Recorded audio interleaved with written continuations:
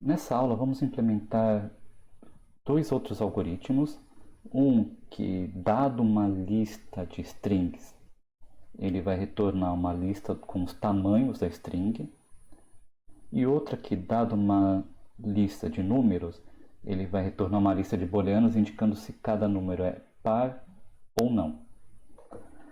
E em seguida, eu vou ensinar uma outra função padrão do Python que facilita esse tipo de algoritmo. Bom, então iniciando com a função tamanhos, né?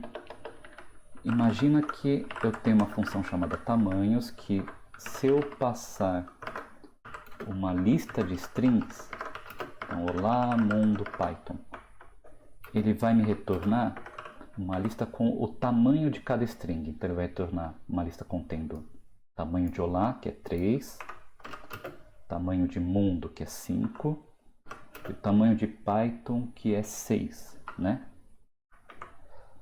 Então vamos colocar aqui def tamanhos, lista.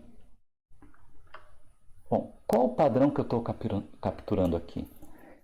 Eu recebo uma lista como entrada e vou devolver outra lista diferente dessa original como saída, né? Então deixa eu criar uma lista chamada tams, né, de tamanhos, que vai armazenar os tamanhos de cada elemento dessa lista de entrada.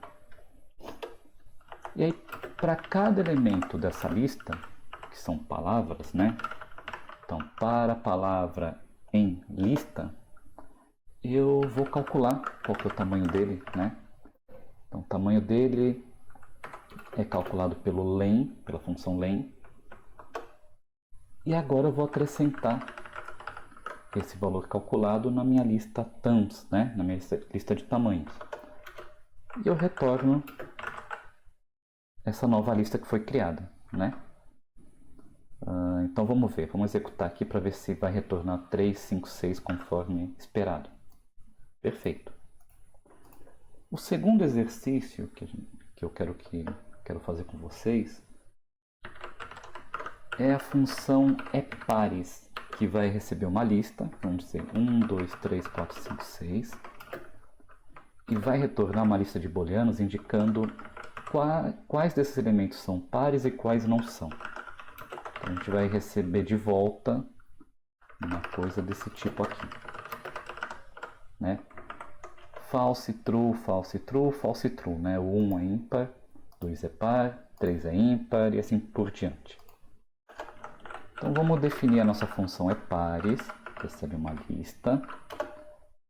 De novo, eu vou retornar uma outra lista como saída. Então eu já crio essa lista aqui, vai ser a lista indicando o que é par e o que não é par. Para cada elemento nessa lista, eu vou verificar, né? Vou chamar de P de booleano, vou verificar se o x é par. Então eu faço aqui x mod 2 igual a 0. Lembrando, né, isso aqui é o resto da divisão por 2, né?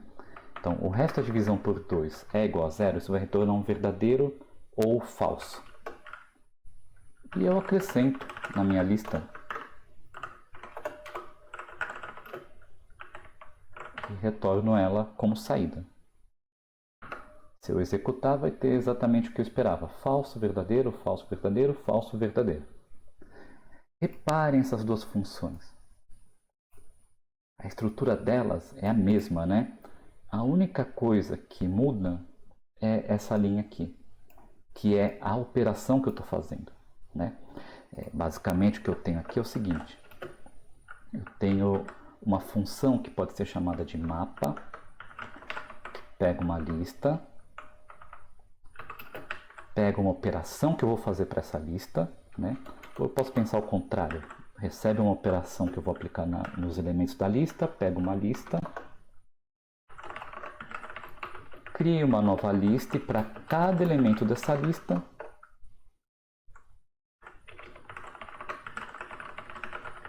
eu vou inserir na nova lista esse elemento aplicado nessa operação. Então eu aplico a operação para esse que eu passei como parâmetro para esse elemento e adiciono o resultado na nova lista, né? E no final eu retorno nova lista. Então, isso aqui é o padrão que eu estou querendo capturar, né? É exatamente o que eu escrevi aqui nessas duas outras funções, só que de uma forma genérica, né? E o Python já tem essa função, e é chamada map, que ela é implementada não exatamente dessa forma, mas que aplica essa ideia. Então, a mesma coisa que eu fiz aqui, dado que eu tenho uma função par de x que retorna x, resto da divisão por 2 igual a 0. Então, dado que eu tenho essa função, essas duas funções aqui podem ser definidas como print map len e a minha lista de strings e print map par e a minha lista de números inteiros. Então veja só o que ele está fazendo aqui. A função map, ela recebe uma função que só recebe um argumento como parâmetro e uma lista como segundo parâmetro. E ele vai aplicar essa função em cada elemento dessa lista, retornando uma nova lista. Eu preciso especificar que a saída dele vai ser uma lista, então tem que pôr um list antes do map. Então eu faço list, map, função que eu quero aplicar na lista e a minha lista. E o resultado é exatamente a mesma coisa que as nossas funções anteriores, né? Só que eu não precisaria ter implementado tudo isso aqui. Basta implementar a função que eu quero aplicar.